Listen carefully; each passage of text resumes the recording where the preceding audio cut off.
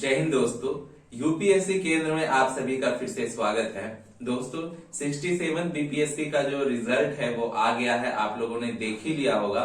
और इसका cut off जो है आपने देखा ही है कि जनरल का 113 गया है। पहले तो जो भी छात्र सफल हुए हैं और अपनी मेरिट से सफल हुए हैं उन सभी को मेरी तरफ से बहुत बहुत सारी शुभकामनाएं। आप मेंस की तैयारी में लगातार जुटे रहें, लगे रहें, क्योंकि मेंस हो सकता है नहीं हो सकता है वो तो बात की बात है, लेकिन आप अपनी तैयारी पूर्ण रूप से करते रहें। लेकिन ये वीडियो स्पेशली हम उन बच्चों के लिए बना रहे हैं जिनका कि इस बार 67 बीपीएससी नहीं हो पाया है। बहुत सारे पॉइंट्स हैं, उसमें हम चर्चा करेंगे क्यों नहीं हो पाया, क्यों इतना हाई कट ऑफ गया, क्या कारण रहे, कहाँ त्रुटि रही, हमारे तरफ से क्या कमी रही, आपके तरफ से क्या कमी रही, और सबसे बढ़कर कि आयोग की इसमें क्या कमी रही।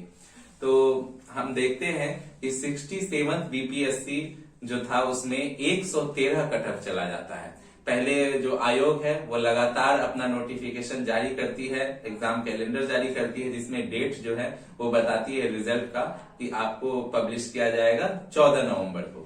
लेकिन 14 नवंबर को नहीं आता है, 15 नवंबर को नहीं आता है, और फिर फाइनली जाके 16 नवंबर को आता है। सबसे बड़ी बात मुझे जो देखने में लगी कि जब 16 नवंबर को रिजल्ट अभी प्रकाशित भी नहीं हुआ था, ना आयोग की वेबसाइट पे, ना ही जो है बीपीएससी जो है केंद्र वहां पटना में वहां पे ही नोटिस बोर्ड पे चिपकाया गया था, ना वहां चिपकाया गया, ना ऑनलाइन पब्लिश किया गया रिजल्ट। फिर भी जो था विभिन्न सोशल मीडिया पे, फेसबुक पे, टेलीग्राम पे जो कट ऑफ था वो घूमने लगा, उसका जो स्क्रीनशॉट था कट ऑफ का वो घूमने लगा कि 113 गया हुआ है कट ऑफ। तो मेरा सवाल यह है कि ये बिना रिजल्ट पब्लिश किए हुए कैसे ये सोशल मीडिया पे आ सकता है। इसका मतलब है कि अंदर से कोई आदमी उसे स्क्रीनशॉट को पब्लिश कर रहा था। तो जब अंदर से रिजल्ट का स्क्रीनशॉट बाहर भेजा जा सकता है तो आपको क्या लगता है कि प्रश्न जब तैयार होते होंगे तो उसका स्क्रीनशॉट बाहर नहीं जाता होगा? ये एक बहुत ही सोचने वाली प्रश्न है कि अंदर से कोई चीजें बाहर लीक कर रहा है तो भी तो बाहर मीडिया में आ रहा है। तो बहुत ज्यादा संभावना बनता है कि प्रश्न जब बना हो उस समय ही लीक किया गया हो, नहीं तो इतना कोई भी धुरंधर नहीं होता है कि 130 140 इस तरह का नंबर भी देख रहे हैं गया है, 129 125 इतना ज्यादा जो है नंबर लाना 150 नंबर के प्रश्नों में, वो भी एक स्टेट लेवल का पीसीएस एग्जाम में। और प्रश्न सरल थे, हर एग्जाम में प्रश्न सरल होते हैं, कुछ प्रश्न कठिन होते हैं और कुछ मॉडरेट होते हैं। तो इसमें भी थे कुछ प्रश्न सरल, लेकिन सारे प्रश्न सरल नहीं थे, कुछ मॉडरेट थे, कुछ टफ भी थे। तो इसमें इतना ज्यादा स्कोर करना ये बहुत बड़ी मतलब कि इसमें सोचना पड़ेगा कि कोई इतना ज्यादा स्कोर कैसे कर सकता है। तो इसमें धांधली की बात सामने आ रही है। दूसरा चीज है कि कहा जा रहा है कि रिजल्ट में फोर्स्ड किया गया है, कहीं पे जो है व्हाइटनर से रिजल्ट में कुछ बदला गया है, तो कहीं पे वहां पे कुछ चिपका के उसमें रोल नंबर बदला गया है। ये पॉइंट्स है। दूसरा और जो एक चीज है वो है कट ऑफ को लेके। जब अलग अलग कैटेगरी बने हुए हैं, जैसे कि जनरल है, बीसी है और आपका ईबीसी है, तो ईबीसी, ईडब्ल्यूएस और आपका जनरल का फीमेल सबका कट ऑफ 109 कैसे चला गया है? बीसी और ईबीसी में 2 मार्क्स का कम से कम, या नहीं तो 1 मार्क्स का भी गैप तो होना चाहिए ना। रिजर्वेशन का मतलब ही यही है, लेकिन उसमें दोनों सबका सेम कैसे जा सकता है?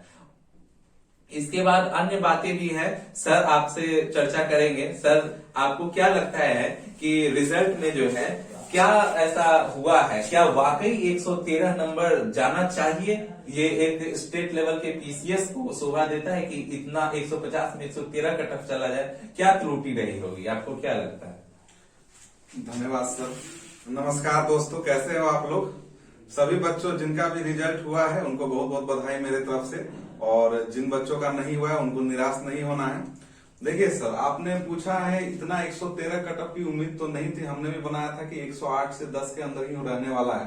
बच्चों का जो है मार्क्स जो है उनके जो आंसर की से कुछ और मार्क्स आ रहा है, और जो है रिजल्ट आने के बाद में जब मार्कशीट आया तो उसमें मार्क्स कुछ अलग है। तो ये सब कुछ पॉइंट है जो कि बीपीएससी पे संदेह करने के लिए हमें विवश करते हैं।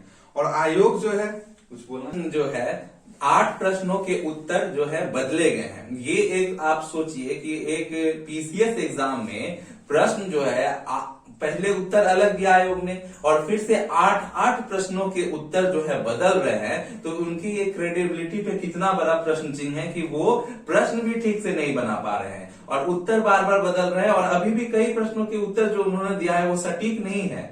तो और इसमें जो है बहुत लोगों को फायदा हुआ है, बहुत लोगों को नुकसान हो गया है। तो मेरी तरफ से तो ये सोचना है सर कि उसका जो प्रश्न जो है जिसमें मतलब असमंजस है, उन 8 प्रश्न को आयोग को या तो डिलीट कर देना चाहिए, किसी को कोई अंक उसके नहीं मिलने चाहिए, या फिर 8 प्रश्न के सभी को अंक मिल जाने चाहिए, तो एक फेयर चीज होता है। ऐसे तो मतलब बार बार आप उत्तर बदलते हैं, तो पहले किसी को उसमें पहले जो आपने आंसर दिया उससे नंबर आ रहे थे, अब नहीं आ रहे हैं, तो ये एक फेयर चीज नहीं है। पहली चीज तो ये थी कि आपको प्रश्न ही सही बनाना चाहिए था और उत्तर में बार बार बदलाव नहीं करने चाहिए। 1 या 2 प्रश्न होता है तो अलग बात है, 8 प्रश्न तो सर बहुत बड़ी मतलब ये फेल करने वाला था कि जो प्रश्न है जिनका आंसर में प्रॉब्लम बार बार बीपीएससी को हो रहा है। इतना बड़ा आयोग है, हर साल क्वेश्चन बनाते हैं और हर साल यही समस्या होती है और बच्चों का जो है रिजल्ट जो है नहीं हो पाता है।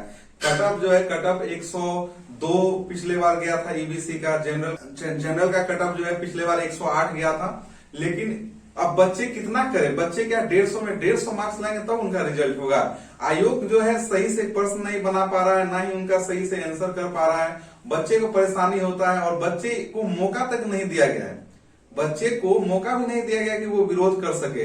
आपने देखा होगा चंदन सर की तुरंत ही 68वीं का नोटिफिकेशन आया है ताकि बच्चे जो है 68वीं में लग जाए और बच्चों का जो है मौका भी नहीं मिल पाया कि वो अपना अच्छे से विरोध कर सके और बीपीएससी जो है सही से कर सके। एक बात की तरफ मैं और भी ध्यान केंद्रित करना चाहूंगा आपको सर, यह जो बीपीएससी जो है हर बार जो है कैलेंडर जारी करता है, उस कैलेंडर के अकॉर्डिंग कभी भी काम नहीं करता है। तो इस बार भी कैलेंडर जारी किया और डेट को जो है आगे पीछे कर दिया। बच्चों को समस्याएं होती है। बीच में एक और एग्जाम था जो बच्चे की, उस एग्जाम को भी कुछ बच्चे देने चले गए थे, बीपीएससी का एग्जाम नहीं दे पाए थे उसकी वजह से। तो ये सब परेशानियां होती है। रही बात है कि कटअप के बारे में तो और पारदर्शिता की जरूरत है। और आपसे चंदन सर एक बात मैं बोलना चाहूंगा कि बच्चे कितनी तैयारी करें, किस लेवल तक तैयारी करें कि वो निश्चिंत रहे, जिनसे कि उनको आश्वस्त हो सकता है अगले बार 120 मार्क्स लाएं और पता चले जनरल का कटअप 125 चल गया है, तो बच्चे क्या करें बताइए। वही हम लोग भी जब करवाते हैं तैयारी तो अब बहुत असमंजस में रहते हैं कि कितना करवाए। 150 में 150 तो कोई करवा नहीं सकता, ना कोई कर सकता है। एक लेवल होता है, यूपीएससी भी है तो उसका भी आप कटअप देखेंगे सर तो 200 में 95, 96 ऐसे ही रहता है, यानी कि 50% से भी कम। तो एक लेवल होता है, पीसीएस का, सिविल सर्विसेज का एक लेवल होता है और यहाँ कटअप बेतहाशा जा रहा है। तो इसमें तैयारी करवाने वाले भी सोचते हैं कि कितना करवाएंगे और कितना 113 चला गया, 120 चला जाएगा, तो ये संभव नहीं है इतना कर पाना।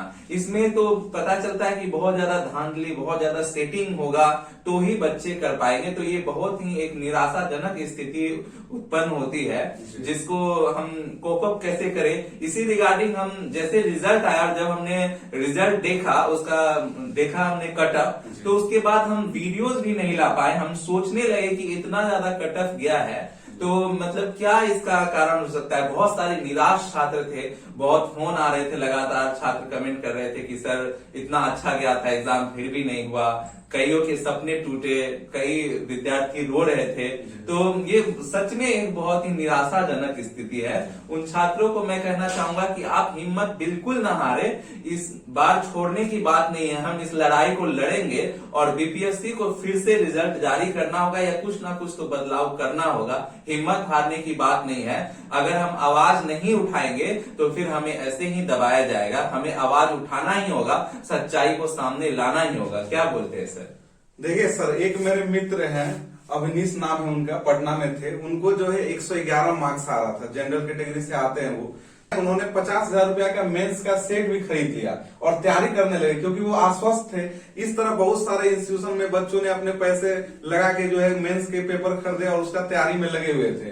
लेकिन उनके साथ बताइए कितना बुरा हुआ है, क्योंकि बहुत सारे जो चैनल वाले हैं वो काफी कम कटअप बता रहे थे कि 95 जाएगा, कोई 98 जाएगा, इस तरह का बता के और अपना जो है मेंस का जो है सेट बेच रहे थे और मेंस का कोर्स को बेच रहे थे। तो उन बच्चे को भी काफी परेशानी हो रही है। मुझे जो है सबने बताया कि बताइए 111 मार्क्स आए फिर भी मेरा नहीं हो पाया, कुछ ना कुछ प्रॉब्लम हुआ है, जबकि उनको भी जो है जोड़ने से 113 मार्क्स आ रहा था। तो आखिर ये 2 मार्क्स जो है क्यों कम हो रहा है, इसके पीछे क्या तर्क है कि आखिर जो है आंसर की के बावजूद 2 मार्क्स कम आ रहा है, कुछ बताइए इसके बारे में। जी सर, बहुत सारे छात्रों का हमें भी मैसेज आया था, कह रहे थे कि जो फाइनल आंसर की जारी किया गया है उससे भी मिलाने से जो उनके आंसर मार्क्स बन रहे हैं और मार्कशीट जो जारी किया गया उसमें भी 1 नंबर 2 नंबर 3 नंबर इस तरह कम कर दिया गया है। तो सोचिए इसमें ये कैसे किया जा सकता है, ये बहुत ही मतलब इसमें घोटाला है, धांधली है, मतलब ये सब बातें हमें करना पड़ रहा है, ये सोचनीय बात है, लेकिन ये सच है कि कुछ ना कुछ इसमें किया गया है।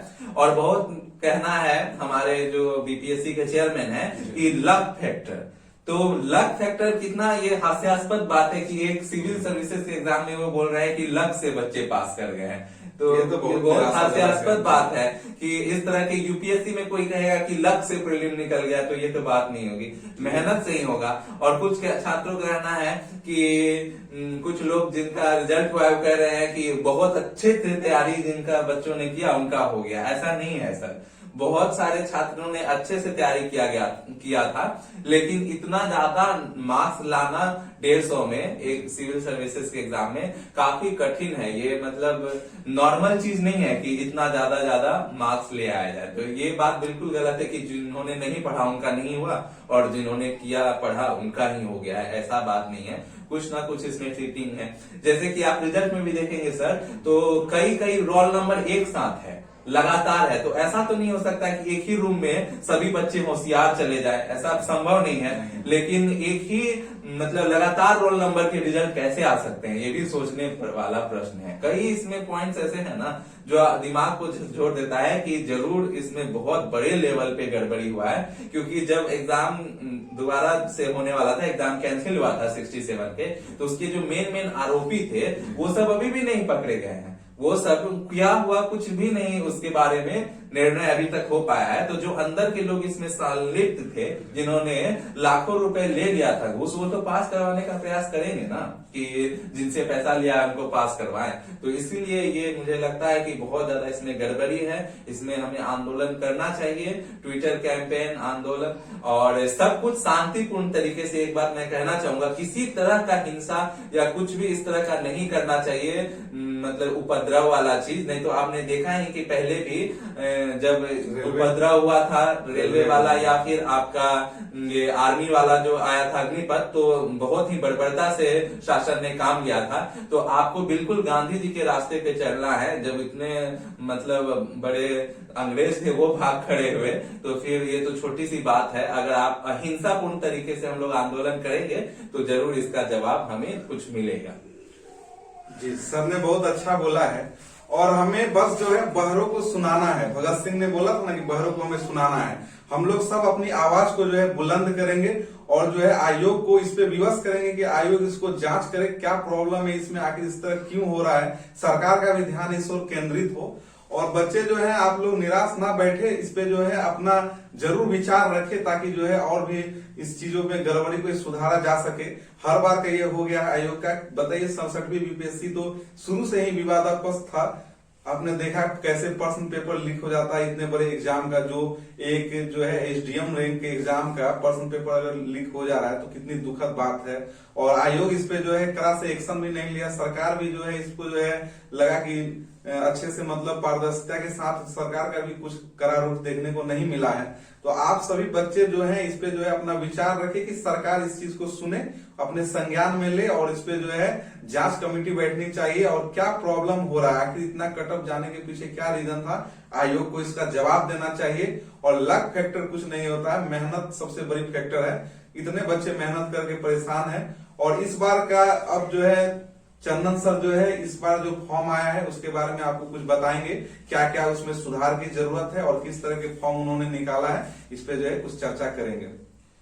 दोस्तों सबसे पहले तो जिन्होंने भी 67 बीपीएससी को क्वालिफाई किया है और मेंस का फॉर्म जो भर रहे हैं, तो उसमें जो ऑप्शनल पेपर को लेके जो ऑप्शन दिया है ना, उसको आप ध्यान से देखें, किसी भी भ्रांति में ना रहे। इस तरह सब की बातें कि एमसीक्यू फॉर्मेट में कर दिया जाए ऑप्शनल पेपर को, सर ये कितना मतलब एक स्तर को गिराना है।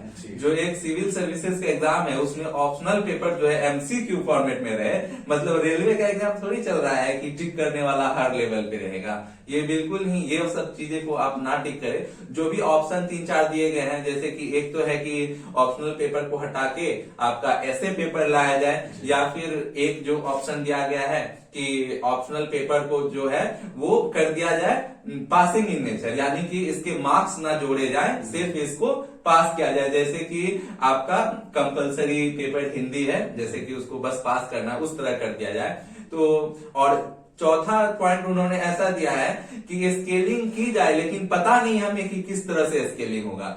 ये इतने ऊंचे ऊंचे पद पे बैठे हुए हैं, इसी नौकरी में लगे हुए हैं, और बोलते हैं कि स्केलिंग करेंगे, तो हमें पता नहीं चल पा रहा है कि किस तरह से स्केलिंग करेंगे। इसमें कुछ त्रुटि हो जाएगी, कुछ गलत हो सकता है। तो सोचिए सर कि उस पोस्ट पे ये बैठे क्यों है, जब गलत हो जाएगा, पता ही नहीं चल पा रहा है कैसे स्केलिंग करेंगे। आप जरूर इस चीज को टिक करें कि स्केलिंग किया जाना चाहिए, ऑप्शनल पेपर रहना चाहिए, लेकिन उसमें स्केलिंग की जाए। इस वाले टिक को आप करें 67 बीपीएससी मेंस का जो फॉर्म भर रहे हैं। और आप अगर करेंगे ना कि आप सोचेंगे कि एमसीक्यू हो जाएगा तो अच्छा हो जाएगा, और तो ये चीज अच्छा नहीं होगा। अगर पासिंग इन नेचर हो जाएगा तो अच्छा हो जाएगा। आप सोचिए कंपटीशन बहुत ज्यादा बढ़ जाएगा, लॉन्ग रन में आपको ही घाटा होगा। जो छात्र एसएससी, रेलवे इनकी तैयारी करते थे, वो भी अब ऑप्शनल पेपर में तो बहुत ज्यादा पढ़ना होता है। अगर टिक वाला करने वाला रहा तो वो भीड़ भी इधर ही आ जाएगी सिविल सर्विसेज में कि चलो ऑप्शनल पेपर है ही नहीं, टिक करने वाला है, तो आपको लॉन्ग रन में आपको ही इससे घाटा होगा। तो आप स्केलिंग वाला ऑप्शन पे टिक करें, उसकी डिमांड करें, ना कि ऑप्शनल पेपर को हटाने का या फिर उसको पासिंग नेचर करने का या एमसीक्यू वाला। क्या बोलते हैं सर आप? जी सर, ये जो ऑप्शनल वाला जो बात सर ने बताया, ये देखिए बहुत ही गंभीर बात है। इसको जो है हल्के में नहीं लेना है। आप सोचिए मन में, फिर जो है ये पीसीएस की एग्जाम की क्या गरिमा रह जाएगी। तो इससे अच्छा इसको रेलवे ग्रुप डी का एग्जाम बना दिया जाए, आराम से टिक लगा के सर कर दिया जाएगा। पीसीएस की एक गरिमा होती है, एक जो औधा है, और जो स्टेट लेवल में सबसे बड़ी एग्जाम होती है, इसको अगर ऑप्शनल कर दिया जाए तो इसकी जो है गरिमा ही खत्म हो जाएगी। रही बात सर, एक चीज मैं आयोग के बारे में बोलना चाहूंगा। ये जो आयोग है, ये हमेशा से ही जो लिटरेचर वाले सब्जेक्ट्स रहते हैं, जैसे आपके हिस्ट्री हो गए, ज्योग्राफी हो गए, इंग्लिश हो गए, हिंदी हो गए, इसमें जो है ये मार्किंग करते हैं कॉलेज वाले, यूनिवर्सिटी टाइप से मार्किंग करते हैं। 10 नंबर का क्वेश्चन है तो 5 नंबर उसमें दे दीजिए। तो ये भी बहुत दुखद है। इसके जैसे स्टैटिक सब्जेक्ट मैथमेटिक्स हो गया, इन सब में जो है मार्क्स पूरा देते हैं भर भर के, और जो लिटरेचर और लैंग्वेज वाले सब्जेक्ट है उसमें मार्क्स ही नहीं देते हैं। तो इस पे भी थोड़ा आयोग को काम करना होगा, उनको भी जो है दिल खोल के मार्क्स देना होगा। जो भी हिस्ट्री लेते हैं या ज्योग्राफी लेते हैं, ये बहुत हमेशा परेशान रहते हैं कि बहुत आएगा तो फिर भी 160 165 आएगा। तो ये सब दुखद है। और आप लोग बिल्कुल जो है स्केलिंग वाले पे टिक लगाए। कोई अगर नहीं तो उसमें तो लिखने के लिए नहीं आ रहा है, नहीं तो आप उसमें लिख दे कि आयोग आपसे अगर आपसे नहीं हो रहा है तो आप छोड़ दे, जिम्मेदारी ये छोड़ दे, ये जिम्मेदारी दे। बहुत सारे युवा बेरोजगार और बहुत काफी पढ़े लिखे हैं, उनके हाथ में ये जिम्मेदारी दे, वो जो है अच्छे से इसको करेंगे। और रही बात है, आप लोग जो है बहुत ही ध्यानपूर्वक फॉर्म को भरे। जिनका भी हुआ है ये बहुत ही अच्छा मौका उनके लिए, काफी अच्छे सब पोस्ट है उसमें। और जिन भी बच्चों का नहीं हुआ है उनके साथ जो है हम जो है यूपीएससी केंद्र हर कदम पे खड़ा है उनके साथ में। उनको 68वीं के लिए तैयार किया जाएगा, और ये जो है 67वीं के लिए एक जो है बड़ा आंदोलन में सब से अग्रिम हम लोग रहेंगे। आप लोग एकदम जो है इसके लिए आवाज उठाइए, सपोर्ट कीजिए। आपका सपोर्ट सबसे जरूरी है, आप सपोर्ट कीजिए, हम जरूर इसके लिए करेंगे। हमसे जहां तक होगा सरकार के पास हम मेल भी करेंगे, और इस बात का करेंगे कि इसको जो है इसकी स्वच्छता को जांच की जाए, इसको जो है जांच के घेरा में लिया जाए कि काहे इतना हुआ है। प्लीज सर कुछ बोल रहे हैं? जी सर, ये कहना है कि जो 67वीं मेंस का फॉर्म भर रहे हैं वो तो भरिए ही, लेकिन आप भी भर रहे हैं ना, तो ये एक बात जान लीजिए कि आपका प्रीलिम्स हो गया तो आप सोच रहे हैं कि अच्छा हो गया, लेकिन जब सर धांधली हुआ ना तो प्रीलिम्स जिनका हो भी गया ना, वो भी मेंस और फाइनल रिजल्ट जाते जाते वो छट जाएंगे। क्योंकि जब धांधली होगा तो बड़े स्तर पे होगा, जिन्होंने पैसा दिया होगा सिर्फ उन्हीं का होगा। तो आप भी इस आंदोलन में जुड़िए। आप भी इस आंदोलन में आप जा नहीं सकते, आप मेंस की प्रिपरेशन में लगे हैं, ये मैं जानता हूं, तो आप कम से कम ट्विटर कैंपेन पे साथ दीजिए। एक दो ट्वीट करने में, रीट्वीट करने में कुछ आपका नहीं जाता है, तो उसमें कोई बहुत ज्यादा समय आपका वेस्ट नहीं होगा।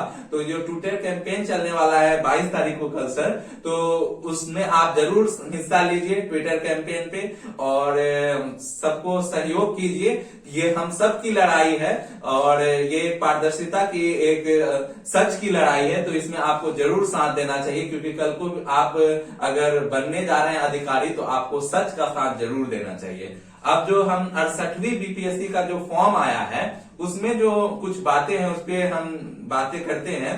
जैसे कि नेगेटिव मार्किंग वाला सबसे अहम चीज है उसमें सर, तो नेगेटिव मार्किंग को लेके जो ऑप्शन दिया गया है उसको मैं बताना चाहूंगा कि उसमें फिर 4-5 ऑप्शन दिए गए हैं छात्रों के लिए। कि सबसे पहला जो ऑप्शन दिया गया है उसमें कहा गया है कि कुछ प्रश्नों को हम जो मुश्किल प्रश्न है उसमें नेगेटिव मार्किंग करें 50 प्रश्नों पे, और उसका जो मतलब कि मार्क्स रहेगा अगर सही करने पे 2 नंबर दिए जाए और गलत करने पे उसका 1/3 या मतलब हाफ नंबर माइनस कर दिया जाए। तो ये मतलब बहुत ही आश्चर्यजनक बात है। कैसे आप तय करेंगे कि कौन सा प्रश्न मुश्किल है? जो प्रश्न को जो छात्र पढ़ा रहेगा उसके लिए वो इजी है और नहीं पढ़ा रहेगा तो उसके लिए मुश्किल है।